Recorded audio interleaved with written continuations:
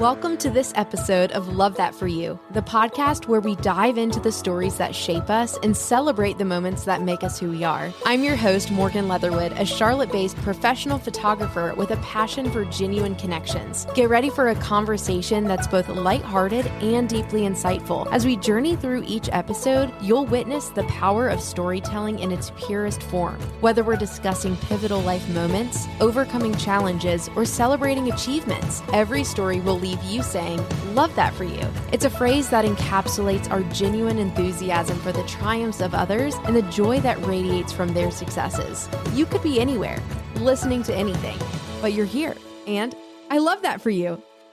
Hey friends, before we jump into our conversation, I just wanted to remind you, if you don't know already, I actually host another podcast called Queen City Connect. This is a podcast that celebrates the dreamers, the doers, and the change makers of Charlotte, North Carolina. If that sounds like something that would interest you, I would love for you to go check it out on any podcast platform, even the one you're listening to right now. We would absolutely love that. Give it a like, give it a subscribe, rate and review, and I think you're really going to enjoy it. We also have an Instagram page that you can follow along to see who all of the incredible small business owners and nonprofits and creatives that make up Charlotte, North Carolina are at. So if that sounds like something you would enjoy, we would love for you to listen in. Thanks, everyone. Erin and Dowd, welcome to the Love That For You podcast. Thank you. Thanks for having us. We're just going to go with it. I'm Love so it. excited that you're here. This is so fun. So I mentioned this to you both earlier. This is my first two-person guest interview that we've done for this show. So before we just start talking about all the conversation, I would love for you to each give me just a little snippet of your name, maybe something fun about you, just so that we can identify your voice. So that when people are listening, they're like, okay, but who's talking? That's actually really good because sometimes we sound alike. Yes. Oh, great. We'll just be like person A, person B. Just kidding. We don't have time for that. All right. My name is Dowd. I'm named after my grandmother. I'm the oldest of 5. I have 5 children of my own, and I am an adrenaline junkie. I love jumping out of planes, off of bridges, and going on fast roller coasters. Stop it. I went to Scarowinds the other night. Oh I rode Fury 7 times. Yes, in a row? Not in a row. I think we did 3 in a row, but then we went to other rides in the parks and did other things. But Yes, I love the Fury. And in fact, I feel like it's safer now than ever before since it just got fixed. LOL. Oh my goodness. Oh my goodness. Have you done Scarowinds before? Yes. So my birthday is the day before Halloween. So I loved Scarowinds growing up. Now, as an adult, I don't really enjoy people chasing me with chainsaws or jumping out at me in the dark. You get that Nobu necklace? Oh, yes. Yep. Oh, they have that. Yeah, it's like a sparkle. It's like a blinking purple necklace that you can wear, and it says Nobu, so they know to leave you alone. Oh my gosh. It's hysterical. Okay. Love roller coasters. Okay, that's Dowd. Go ahead. Okay, pivot. My name is Erin. I don't like anything adrenaline junkie. In fact, I take medication to keep the anxiety at bay.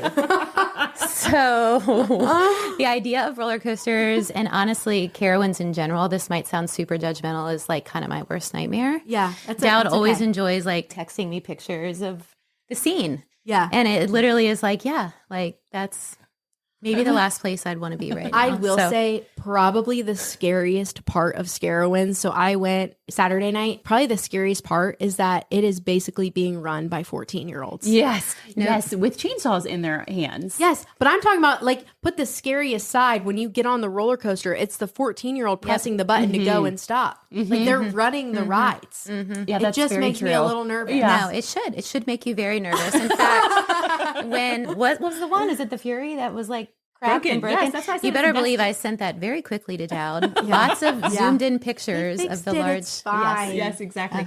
But Erin and I went ATVing, a month ago? That is fun. And that was adrenaline. And I've never seen you so free. So I think really the next fun. thing is Scarowinds. Yeah. Well, I think I just have a little bit of a control issue or a lot of a control issue. And I was having the most fun when I was driving the ATV.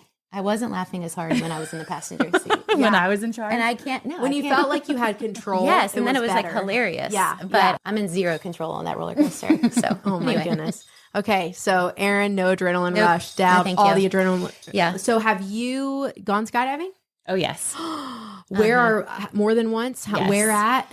Well, it was in college, and a friend of mine were on the road to Beach Week, which I don't really recommend going to Beach Week or doing what I did. Okay. And we saw a sign like stapled to a light pole. Sounds like a good idea. Exactly. That said, skydiving this way. And so my friend Nate and I just pulled off the road. Yeah. Thought it was totally normal to get into a rickety old plane that was on someone's like crop field. Go up with a guy named like. So you didn't do a safety course or anything? No.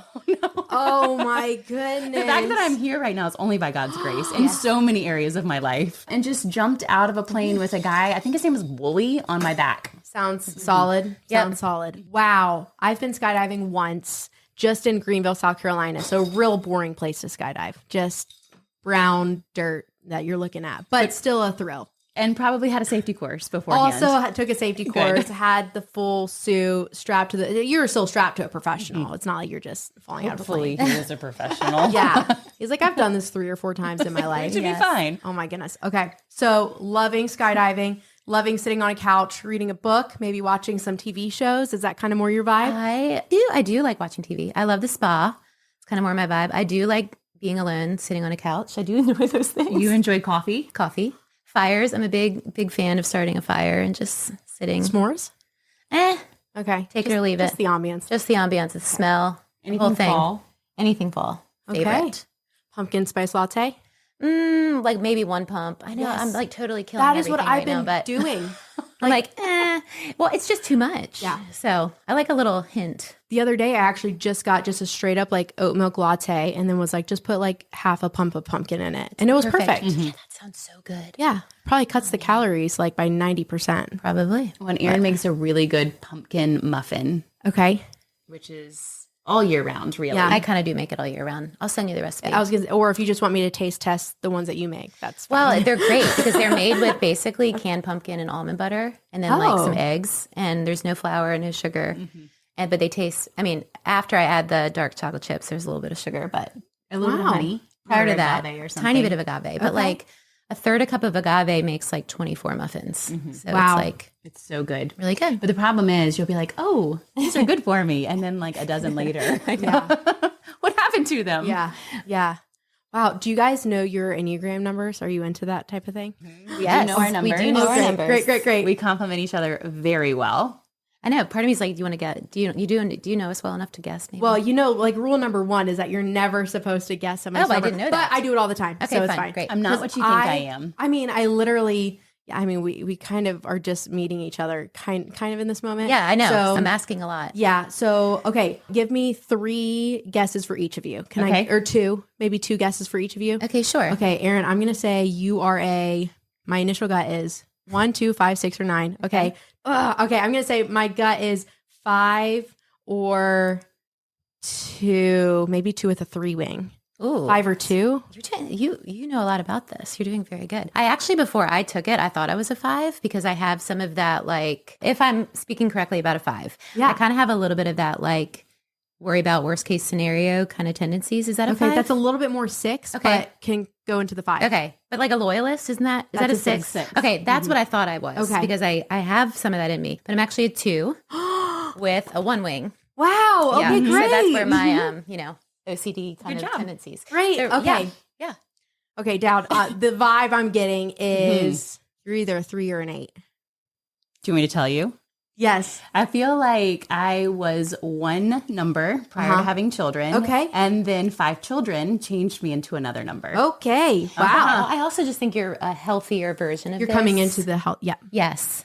So I am a 1 Okay. with a wing 2. Okay. I love that. But That's I feel great. like, is there like I do feel like you kind of, especially when you're like at Carowinds mode, you kind of flex this like 7. That's a Like healthy you- one, right? Yeah, a The healthy 7. one So you goes to see- 7. So you'll see some of that Yep. in your, I think more than like in your mind, what you think a 1 is. Yep. So you She's guys a know 1, what 2, I I'm am? a 2, 1. So you're probably a 3. No, a 7.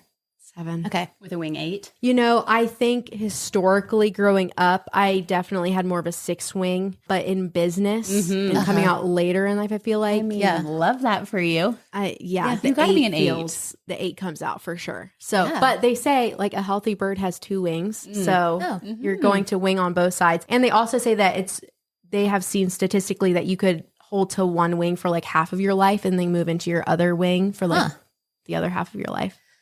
I would love there's part of me that would love to lose some of my 1 and like flex more into a 3. I will totally support and help you in that. Dowd says that is the right, correct black and white move. Okay, that's right. Do that That's right now. Do it now. I'm going to hold you to it. I'm going to hold you accountable. Yeah. Okay. Okay, so great. now that we know that, and everyone who doesn't understand Enneagram, I'm so sorry that you had to listen to that, but everyone who does is thriving. So this is fantastic. So tell us a little bit, maybe a couple minutes each of just your background, and then we'll kind of morph it into how you met each other and what you're doing today. Sure. I'll go first this time. How about that? Great. I was going to. Great. I knew you were going to do that anyway. This is actually great timing. This is Erin. Hi, the non-adrenaline junkie. I'm actually been preparing to share my story with our small group, which I have to do tomorrow night. So this is kind of good. This is a little bit of like a trial run. Yeah. So I don't know how much you want of my story, but I grew up, I'm one of 4 girls, grew up in like the Annapolis, Maryland area, and grew up going to church, but it was kind of like definitely a check the box. I grew up going to like the Methodist church that like my grandparents went to, my parents went to. And then my 2 older sisters, they got involved with Young Life in high school and became like authentic followers of Jesus. And that had like a huge impact on my parents.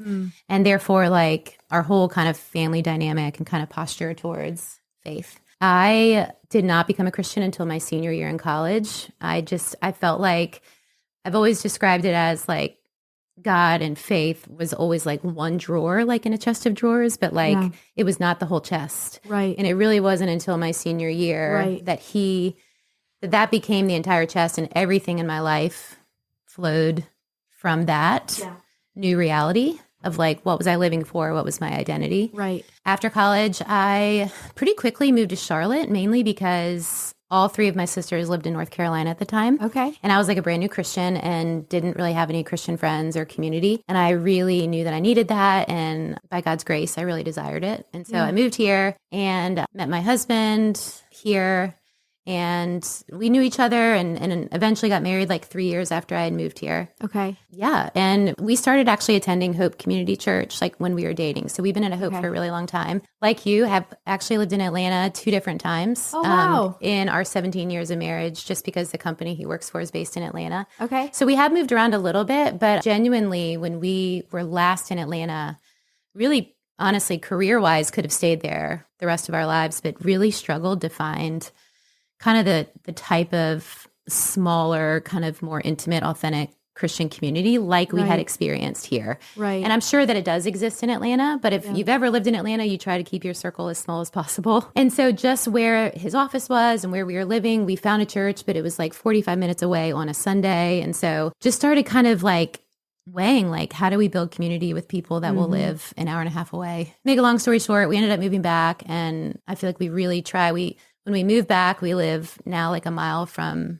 like our actual physical church location. Great. So it's just important for us to kind of center our lives around community and kind of feeding the church and being fed by the church. So it like brings to life the whole like local church aspect is like you want it to actually be local. You're doing life with these people surrounded by community. So that's great. Yeah. Yeah. And it was really amazing when we were in Atlanta because there was so many things that was going well in our life, but there was this one missing piece. And I just feel like the value of just being plugged into a local church, like I didn't really realize how much that impacts your life when you don't have it. Yeah. At that time we were having kids. And so even that, like wanting to be involved in a place that our kids could get plugged into. And so anyway, we moved back 2016, the last time we lived in Atlanta. And I do see us living in Charlotte, as far as I can tell. From here on out. And Dowd and I met shortly after moving back. Do you want me to go into that a little bit? I'll let Dowd get to Dowd, this how about point? you share a little bit of your story and then we'll kind of merge from there. All right. That's awesome, Erin. Thank you for sharing that. Yeah. Okay, Dowd here. Native Charlottean, born, raised, delivered at Presbyterian, which is now Novant. What is it? Novant. The oldest of 5, and there are 5 of us in 7 years, so we're really close. So it's myself, and then I got a brother who's 11 months after me, like kicked out of the crib before I even turned 1. And then a sister, Barrett, a sister, Tanner, another brother, Cody. And we all actually live here today, which is really fun. Both my parents are still here. I went to Country Day and Latin. I had siblings that went to AG, Myers Park, South Meck, the Fletcher School. So I feel like I have a pretty good taste of the Charlotte education landscape. Went from one bubble to the next, graduated from Latin and went on to Wake Forest, where I met Webb. And we dated throughout college. And then I went and lived in London for a period of time and Atlanta. And it was when I was living in Atlanta working for a Christian company. At the time, it was called Art Within. It was a nonprofit that was writing screenplays from a faith-based perspective that told capital T truth to a secular world in a non-apocalyptic or Bible robes or kind of like quote unquote Christian films, which was really cool because I'm a really big believer that God speaks in big ways and can sometimes speak more loudly through secular art than through Christian art because He created every one of us. That's right. And in our hearts, we have what I'm sure you've heard as the Christianese, the God-sized hole. And that hole is filled with His truth. Like we long for that. Yeah. So there are a lot of secular films out there that I believe really pull on those heartstrings that tell a person that I'm longing for something more. Right. And so I, in my testimony, was always longing for something more, looking for what can the world give me that makes me feel happy or that fills me with joy. Was it my grades, my performance, the way I looked, who liked me, what I accomplished? So I was running after all the sparkly things of the world. But it wasn't until I was actually working with this company in Atlanta that the Lord really called me to Himself. I would have told you I was a Christian, but I thought more of being a Christian was like stay away from the big no-nos, sex outside of marriage, drinking and drugs. Yeah. And I thought that Piper has this quote where he says, God is not a killjoy. He is out to kill the things that rob us of joy. And so I was under the belief that God was a killjoy. But it wasn't until I actually knew Jesus and who Jesus was and the idea of my own sin and the need for repentance and that someone loved me so much that He gave His life for me that I was like, wow, that is not someone who wants to kill joy. That's someone who wants to kill the things that rob us of joy. And so Webb and I eventually got married and he and I were surprised by our first child, like 3 months into marriage. That was not the plan, of course. And then right after James arrived, the Lord blessed us with 4 girls. So we have 1 boy and 4 girls and have set up shop here in Charlotte. And anytime I think about moving, I immediately think about my friends here, that I just couldn't move because of the community in which the Lord has blessed me with. So I'm so thankful. I'm so thankful that the Lord found a way to knit our lives together, mine and Erin's, through her sister, actually. So it was her sister, Caitlin, who when Webb and I moved to Charlotte permanently, I was doing a Bible study and she came to the Bible study and we became fast friends. It's such a gift from the Lord. We were in similar seasons of life with new babies. And then when you were in Atlanta and moved back to Charlotte, how many kids did you have then? You were pregnant with William? Yes. I had my 4th right when we moved back. Okay. So I pretty much we moved back in time to have him here. Okay. Yes. But we met, we knew each other. Through Caitlin. But it wasn't until you had roots here for the final time. Yes. That we really became fast friends through Caitlin. Okay. Was she just like, y'all just need to meet each other? Well, we had been around each other a lot because, obviously I'm close with my sister as well. And so we would all do stuff together, but it kind of was like we were Dowd and I were more connected through her. We didn't have our own friendship. Right. And then that makes sense. We really started, honestly, Caitlin actually she did say, when I started talking to her, long story short, about maybe starting a school, she said, you should talk to Dowd about. She's always said she wants to start a school. And so literally I was like, okay. So I texted Dowd and we met at a Whole Foods. And then a year and a half later, we opened doors to what's now Calvary Christian Academy, but then was Oaks Christian School.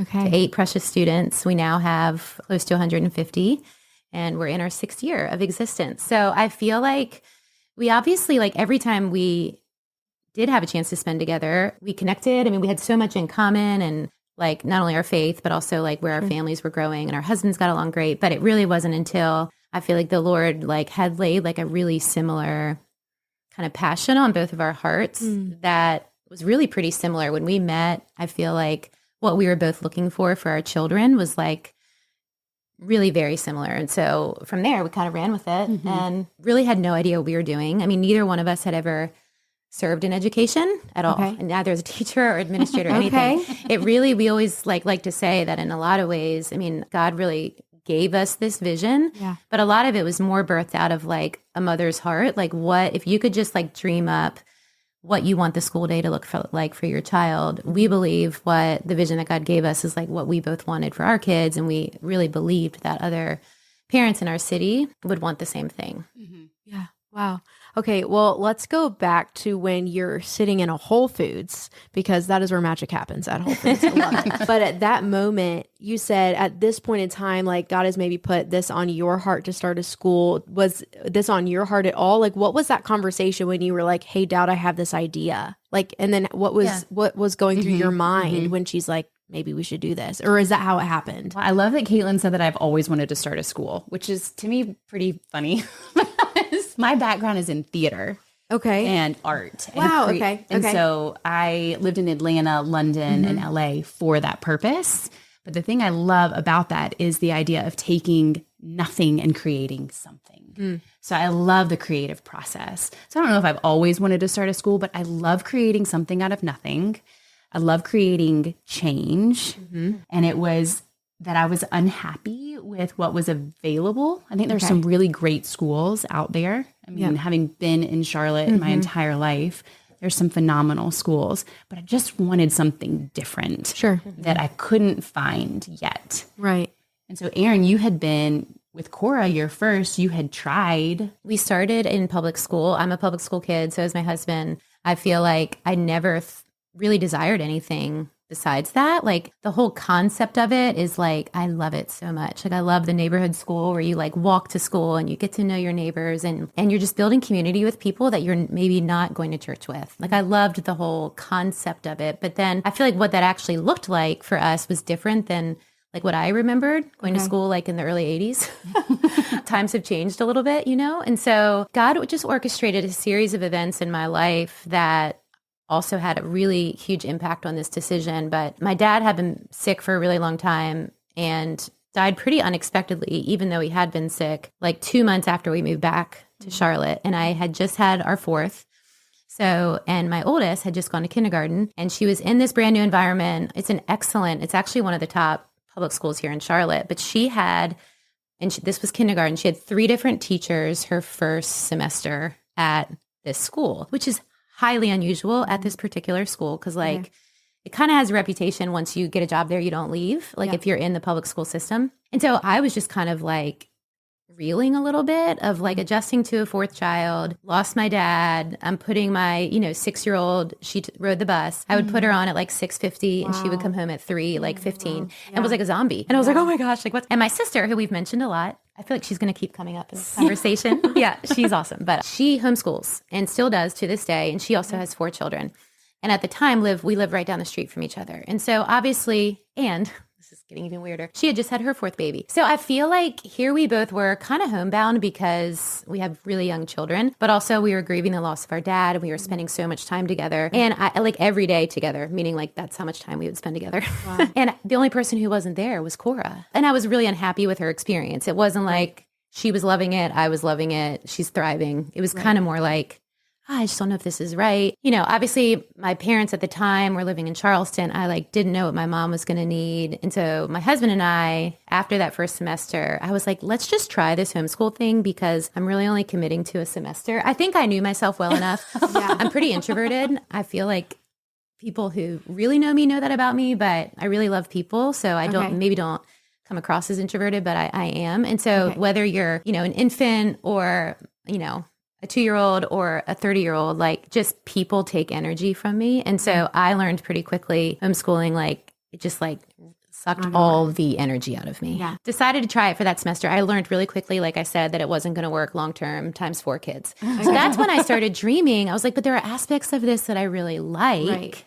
Compared to what her experience had been. And another friend had started a school in Greensboro. And so I kind of reconnected with her and I was like, hey, I kind of had this crazy idea of like starting this school. I just kind of want to like hear like what that experience was like. Yeah. And thankfully she didn't tell me to like, don't do it. No, I'm just kidding. No, she was awesome and so supportive. And so I was already like processing all this with my sister. Okay. And that's when she was like, and I really think she suggested Dowd because her and Webb were on the road so much because of what he does for work. And you were kind of homeschooling. I was. I had tried homeschooling. And again, not for me either. Yeah. Like God certainly equips women who are called into that 100%. ministry. Absolutely. Yes. But I had tried it and I was like, wow, I really like being mom. I don't really like being Teacher mom. Yes. A different side of me came out and I don't really like that side. And so I'd like her to go away. Forever. So Webb, he plays on the PGA Tour and his schedule kept him on the road 27 to 28, 29 weeks out of the year. So that's like significantly over half of the year.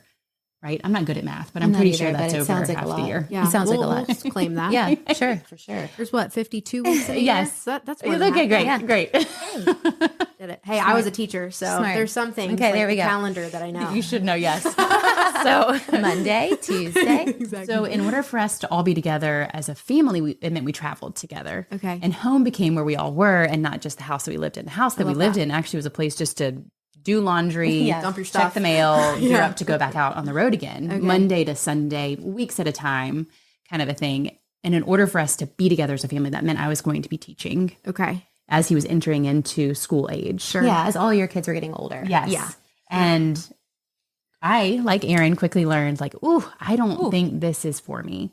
And so then when we did decide to stay home, we looked at the landscape and I was like, wow, I just want something different. I want a place where kids can be kids. I want a place where kids can be celebrated for their God-given curiosity and their creativity. I remember in my schooling years, the things that stuck out in my mind for things that like really made me passionate about learning were hands-on projects, hands-on learning, problem-based learning, problem solving, those creative things, that type of thing, rather than just sitting at a desk and hearing a teacher speak and filling out worksheets. I wanted kids to sort of awaken all of their senses.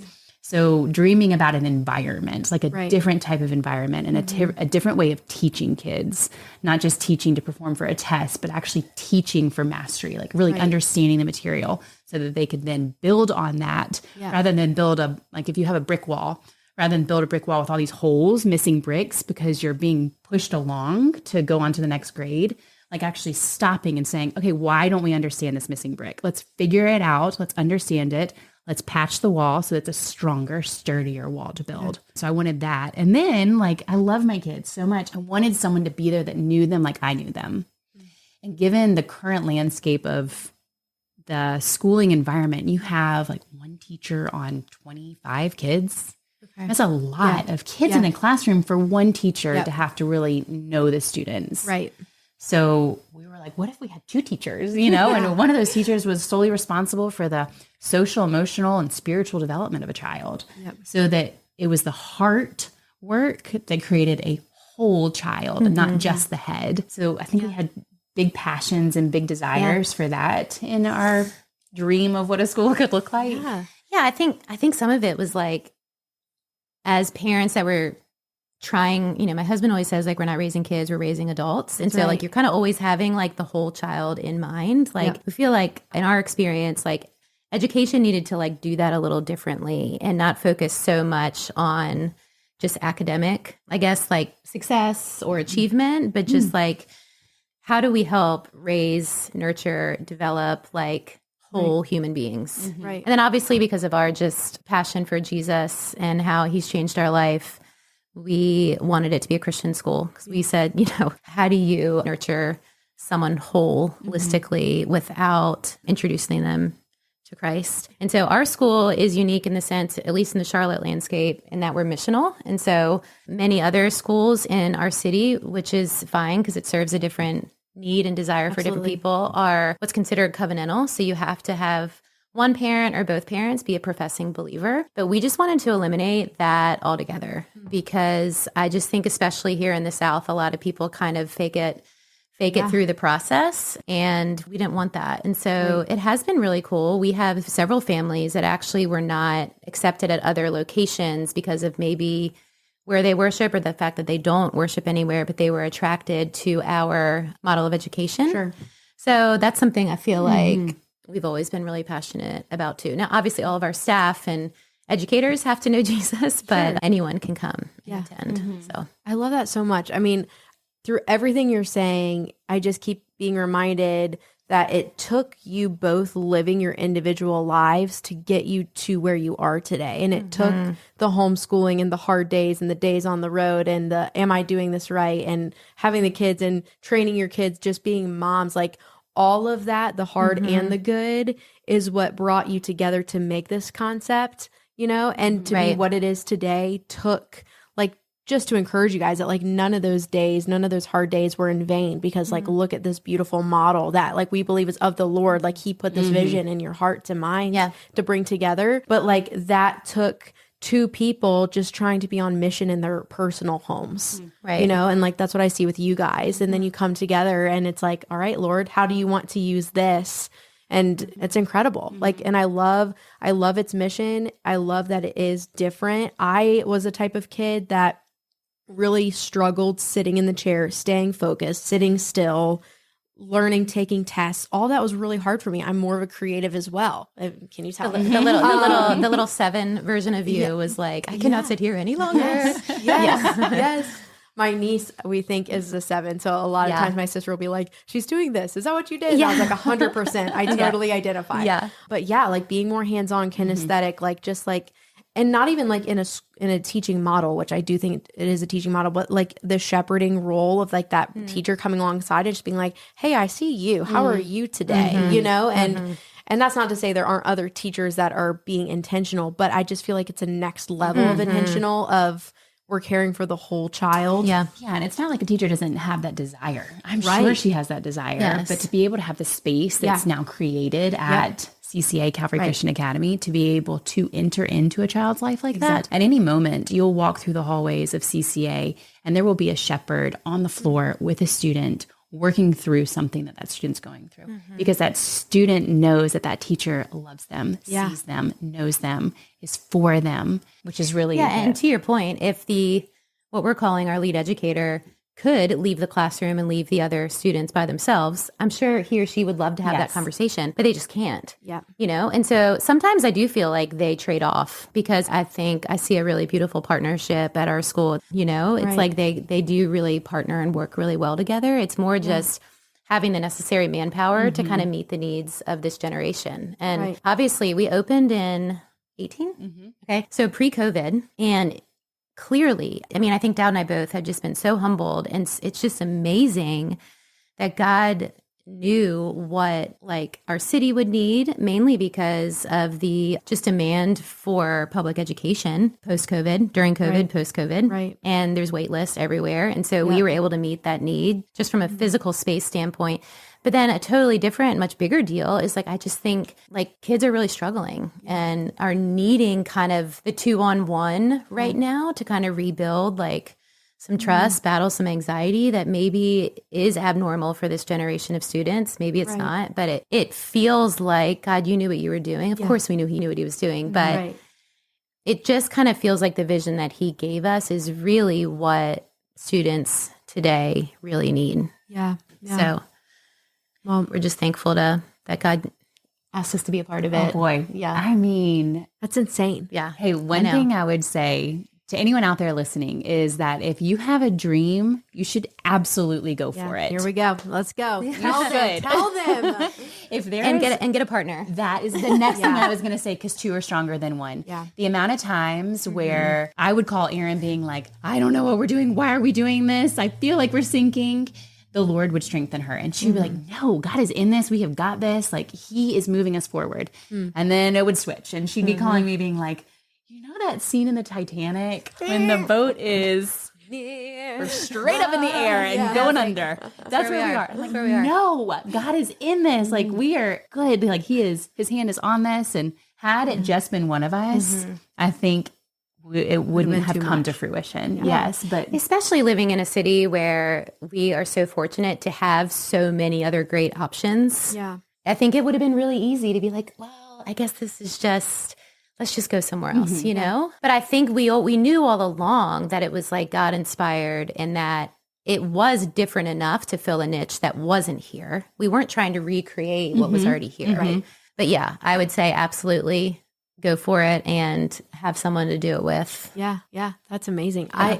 And I'm curious too, and I'm just springing this on you guys. So what is something that you know about God now that you didn't know before starting the school together? Yay. We love answering this question. You go first because I know what you're going to say. Oh, I don't know. I don't know what I'm going to say. Oh, I thought you would have said delighting in your dependence. Okay, that's very good. Would you like to claim that? Okay. No, you claim it. That is yours. Go for it. Well, my knee jerk when you first asked it was more like, don't wait for the writing to be like so clearly in the clouds. Like sometimes I just think it looks like a daily obedience of like, I still think this is what I'm supposed to be doing. And it doesn't mean you don't have doubts, but I feel like my husband would always say, like, the one in me would always get so overwhelmed with the never ending to-do list of trying to get this thing going. And then even the first 5 years, Dowd and I were super involved with like even the day-to-day operations of the school. My husband is not a one, and he's like, I'm never done with work. Like, you just have to learn to live with that. I'm like, I can't. Like, my to-do list is checked off every day. And he would always say, like, don't think of it like a to-do list. Think of it like you just got to keep the ball moving down the field. I just think often, like, when you're pursuing something, and what I feel like I learned about God is like, it's not all always like tied up in like this really neat bow and then go pursue it. That's right. It's kind of like, as long as you feel like the ball is still moving, or like and when I say that, I mean like God is still in this.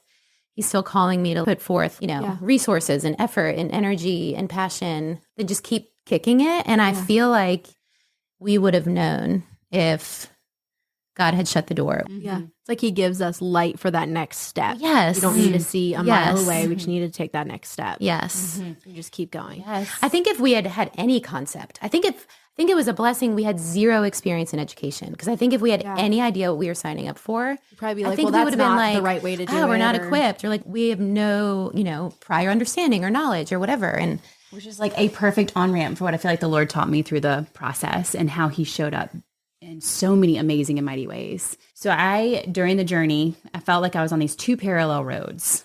I had the school in one hand. Love a visual. And I had my home life in another. Okay. So in my home life, I'm home with my kids, 5 kids, by myself pretty much over half of the year because Webb's still traveling full time. And I have this clenched fist of self-striving. It's all up to me. I'm the sole responsible person. Like, I have to be in control. Okay. And then on this other road is the school. And my hands are completely open because, as I said earlier, my background is in theater. So I don't know the first thing about education. So every day it was like, okay, Lord, what do you have? Like, what am I supposed to be doing? What do you want us to do? What is right in front of us? And usually it was just a step right in front of us. So if you think of yourself in like a dark wood, and there's like, like Alice in Wonderland. Here we go. Do you remember Alice in Wonderland where she's walking through the wood and like all of a sudden up until the light, like just for 1 foot right in front of her. And she steps on that. And then the one right after that lights up and she steps on that. That's what it felt like. Each day it was like, okay, well, here's the light. This is exactly where I know what I'm supposed to do today. I have no idea what tomorrow holds, but I'm going to do the best that I can for what the Lord has given me today. So I felt like my hands were completely open with the school and full reliance and dependence upon him. But in my home life, I was like, it's all up to me. And so through the process, the Lord slowly uncurled each one of my fingers in my home life to say, like, Lord, this is yours too, just as much as the school is yours. I am just a vessel through which you are pouring forth your love, your will in the school and into my children and into my home. So that was the way I felt like the Lord really wowed me during the journey. That was beautiful. I'd like forgotten about that. But I remember having so many conversations about that with you. Yeah. That's awesome. When it piggybacks on to delighting in our dependence, right? I mean, you say that so much that weakness is a mercy, which is so countercultural. Like everything is you go girl, you do you, right. Pull yourself up by your bootstraps. But really, like, we were created as dependent beings. In our weakness, he is strong. Yes, ultimately dependent upon him. And that's a delight. And if you haven't ever experienced that, that feels terrifying. Yeah. But once you do taste and see that it is good, it is really good. Yeah. And somehow it works. Somehow each morning being like, I have nothing. I'm just coming to you because of what you have done on the cross, Jesus. I have nowhere else to go. And I know that you're enough. He shows up. Now, that doesn't mean that I don't try and squeeze my fist again back to You're still self-striving. Yeah, absolutely. I know that's going to be so encouraging for people to hear, because it's like, what is the one thing in your life that you're like, yeah, God's got that, but then there's something else. It's like, oh, well, I kind of feel like my own savior in a way for this thing. And it's like, no, maybe God wants that too. And then when you open both hands, God's like, now see how I put them together and make it on fire. So that is incredible. I'm thinking of people who are listening to this and are like, say no more, sign me up. Like, what can you share about the school now of like, if people are interested and they want to learn more, how does that work? Is there any way that people can get involved with helping? What is the way that people can follow along and support? Yeah, I first want to say that we were an independent entity, and then the Lord saw fit to unite us with Calvary Church, which we are eternally grateful for. We have been praying through, like, what does this look like long term? Is this supposed to be a school standalone on its own, or are we supposed to link arms with another entity that has a passion for investing in the next generation through the vessel of education? And by God's grace, He opened that door at Calvary, to which we are so thankful. The members there, the session, the leadership, John Monroe has been such a gift, such a blessing. They have embraced the school as their own. It is now a ministry extension of Calvary, so it falls under Calvary Church, hence the name change from Oaks Christian School to Calvary Christian Academy. Yeah, that's great. That's great to clarify. Gosh, thank you for asking that. I mean, I feel like we have an incredible team now at CCA that could honestly probably fill in some of the blanks more than Dowd and I could do it at this point. But connection-wise, we have Instagram account where I think that our director of communications does a phenomenal job of like really capturing what our days and classroom times and what it actually really looks like. She does this really cool thing like, what's a day at CCA look like for me, and like kind of interviews kids. And so I think if you're curious at all, whether now or like starting to think about it for little ones that are too little to need school right now, but maybe you're starting to like investigate kind of what's out there in Charlotte. Like, I think Instagram is a great like way just to kind of like get to know us like on a friendly level. Like, oh, this is like their personality, if that makes sense. Obviously, we have like a director of admissions, and we have an open house today. I saw her this morning. I think we have like 11 families coming, which is super exciting for us. I mean, we're still small and growing, but I actually think that's been such a gift because we're still nimble. And I feel like God is still, I hope that we always remain like pliable in His hands as our kids change and grow, and as like, I guess the needs of each different generation come in. Like, I think we will always seek to meet those needs, not try to do education the way that it's always been done, just to do it. Right. I guess we have like a website. Is that kind of what you're... Whatever you want to share. Our website is calvarychristianacademy.com. I think our Instagram handle is probably at Calvary Christian. Probably. Neither Dowd or I are very like active on social media. So you would think we should know learn these how things. to delegate and outsource. Good That's for you. right. Okay. That's great. I think that's what it is. Or I don't know. Would you say anything else? I think there's nothing like actually setting foot in the building and seeing what's actually happening in the classrooms. There's just a feeling that I think parents get when you go. It's kind of like when you test out a college campus, you know, like you set foot and you're like, ooh, this is where I want to be, or ooh, I think this is too big for me, or whatever. So I would definitely say come and meet our people, walk our hall, see our students. Last year, I went in on a Friday and I read a story to the first grade class, one of the first grade classes that my niece is in, or was in at the time. It was so much fun. I loved it. Yeah, it was the one that Mallory was. Oh, that's great. One of the teachers and Jordan. Yep. That's awesome. So it was so much fun. Just being in there was great. And now there's like all this construction going on. It's insane. Yes, so the church incredible. is building a whole new entryway and then a 4-story, 10 or 11 classrooms. Casual.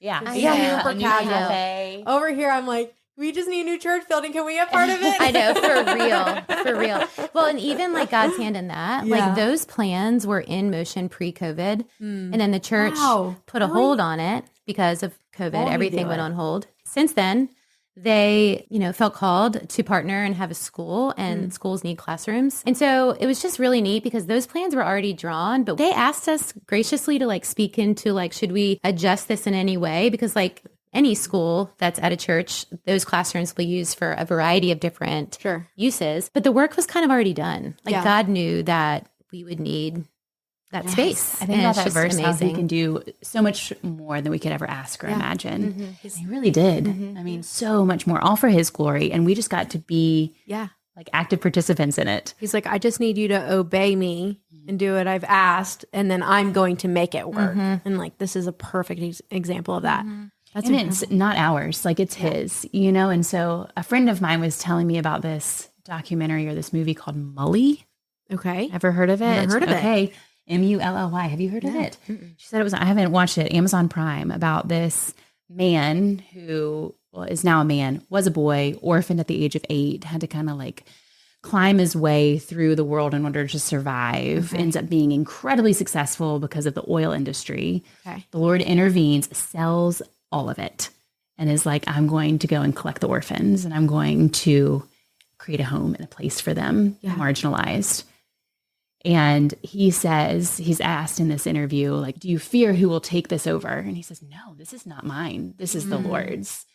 And so being a vessel for whatever he is asking you to step into. I mean, the word says that he's created works for you in advance. He's prepared before. So you just have to walk in them. Like whatever he's asking you, they're his. And so we just get to be like on a front row seat to watch what he's done. It's so much bigger than us. I think that's the other thing I would add. If you are feeling like the Lord is asking you to step into something or is calling you to create and do something, is that find the reason what's getting you out of bed. And it's got to be bigger than yourself. It's got to be something bigger than just you, because that will run dry. But something that's being created for an eternal impact, something that's being created for a gospel impact, like that's so much greater than you, which is such a stronger motor on the engine of your train to propel you forward. Yeah. That's something that Elizabeth Poplin said in our Bible study this morning. She's like, get worked up about something. Like, what are you waking up to do? But then it's not just okay, I'm going to go feed the hungry, or I'm going to go clothe the poor, the homeless. Like, it's not just that. It's the motivation behind it of like the kingdom work, the gospel work of like what God has called us to do. And it's a conviction for myself, but like, wow, what an opportunity that God calls us. He invites us into that. You know, that's not something that we deserve at all, but he's over here like claiming us as his own children and then inviting us into this incredible kingdom work. That's insane. Well, we just preached a whole message, so we're going to have the offering now. And then, totally kidding. Okay, well, is there anything else that we haven't said about you two, or anything that we want to share before I ask you our last question? Anything? I don't think so. Gosh, I feel like I've said enough. We have found out that you're the skydiver. You're the okay. So what is your next big like adrenaline? Have you done anything like adrenaline rush heavy recently, or is there something that you want to do? Okay, well, I don't know if you noticed what I pulled up in, what I drive. No, what? I can't see. So when I first got married, I had a very fast car. Okay. And I loved it. I love fast cars. Somehow I managed to like know where the police were going to be, so I'd slow down. But he was like, hey, so we have children now. I am sorry. You're not allowed to drive this anymore. I care too much about you and these little lives that we're caring for. So up on your curb out there is an 12 passenger Sprinter van. Wait, that's yours? That's mine. I thought that was the like FedEx guy. Nope. That is so funny. I know. It is pretty funny. But it's great because you always know it's Dowd, and you can just give a little honk or a little wave. I'm pretty sure that's my sister's dream car. You know what else is also really nice is like Erin will be like, hey, can you pick up my kids for me? Absolutely, I can. I have space in my car for you. Everyone. I know. The whole school. Come on in. And you do that all the time. It's kind of like my husband has a pickup, and he gets asked all the time. I'm like, you have like the mom version of a pickup truck. Like, my first car was my mom's minivan, and so that's what I took to college. And at first I was everywhere. like, I'm taking a minivan to college. No, I put all my friends in that minivan. It was fantastic. Okay, so for our first year when we opened as Oaks Christian School, we did field trips, and that was the bus. Yes, would you ever get it like wrapped? You should get it wrapped. When we first got it, my husband was like, we should get it wrapped, and we should have like a little jingle so that everyone knows we're coming through the neighborhood. We'll just open up the door, all the kids can climb in, we'll go get ice cream. I was like, my 2 requirements is that it can fit into Whole Foods parking deck and that I can fit under Chick-fil-A drive-thru. Check and check. Those are the priorities. I love it. How is that connected to adrenaline or something? Because my adrenaline has been like dampened. Because I drive a honker over there. Yeah. Dowd is not afraid to just like literally go by herself to Carowinds, or she'll take all 5 of her kids. You want to go? You let me know. I will. All 5 of her kids by herself, just because she needs to just get a little fix. Yeah. Oh yeah. So she does. I'll be like, "What are you doing?" She's like, "I'm at Carowinds." Are you a Disney fan? What? I'm not really a Disney fan. Okay. I love Disney movies. Okay, that's okay. And that's I like Disney World. World. But even Disney World doesn't really person. have like big roller coasters. Right. Universal is more going to be like bigger rides and stuff. So, if you ever need someone, let me know, because I will just go on every single ride with you. There's your little sidekick. Till midnight. Yeah. So I don't know if I have any like current adrenaline. That's okay. One day at a time. That's all right. Well, let me ask you our final question. Okay. Because the show's called Love That For You. Okay. I would love to know one or multiple, you can say multiple, something that you are loving right now. No wrong answers. Okay. You want me to go? Yeah. Okay, you go great, first. Great. Well, this time of year is my absolute favorite time of year ever. And October is kind of like, I really love November too, because I love Thanksgiving. So I'm not like really sad that November's coming, but I really love October. So I enjoy it. I get like really into all things fall. We've already talked about the pumpkin spice, but like the flowers, I go to Trader Joe's and just like buy everything there that has anything to do with fall. Do you get their cinnamon broomsticks?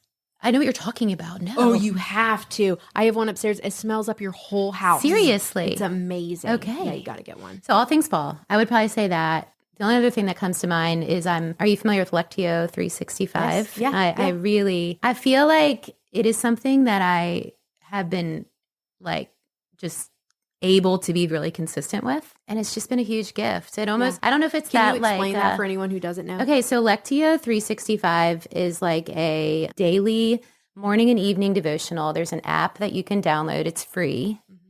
It kind of feels like a spiritual spa appointment to me. You know, like the music, like it's very, like, I don't know. It feels like that washes over me. I mean, but obviously it's so much better than a spa treatment because it just is grounded in truth. And, but I really love it. For your soul. So check it out if you haven't checked it out. Spa. I do. Are there good spas here in Charlotte that you would recommend or that you love? Yes, I love.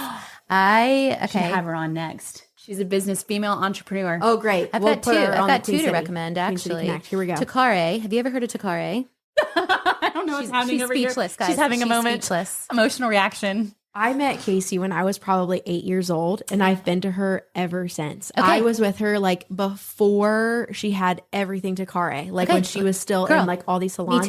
Me too. When she used to work at Carmen and Carmen like years ago. Yes. But like we probably ran into each other because God is just funny like that. And then I followed her all her long. Wow. So I love her, and I'm so proud of her. Me and my mom. And there's also an amazing little spa up near the Arboretum called Absorb, and she's also a huge fan of Takare, but kind of lives more out this way. And so she has her own little spot at Sola Salons, and she does a phenomenal job.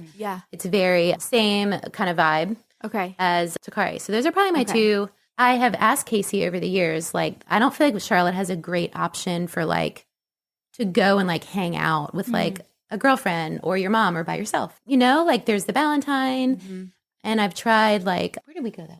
Ritz downtown. But either, I mean, I'm thankful for those experiences, but neither one of them, I feel like I'm surprised Charlotte doesn't have something more like Takare, but like where you can hang out all day. Yeah. Do you know? Like, I know. So anyway.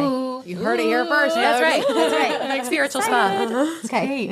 Okay. Things that I'm really loving right now. All right. So, I have 5 kids. Yeah. So sleep is very important to me. Love it. You do love your bed. So I love my Sleep 8 bed. Sleep 8 Have you heard about it? No. So it's temperature controlled. Okay. So it will monitor your body heat and adjust the temperature that it emits from the mattress based on your body heat. And it does it without you adjusting it. Like it'll do it on its own. You really feel like it does that? It does. Wow. Because I get very hot when I sleep. Yeah. And so it will increase or decrease the temperature as my temperature increases. Wow. But is it the same? She is not getting paid for this, people. She's true. I'm not. But if you want to sponsor us, you can. Yeah. Is it the same for like the full bed? So I have a side and Webb has a side. Okay. So he can adjust his side however he wants, or the bed adjusts itself. Amazing. I know. But the thing I'm thinking for me on one side and Cannon, my cat, on the other. If he's going to get too hot or... And it'll tell you in the morning, like your resting heart rate, your respiratory, the bed will tell you this.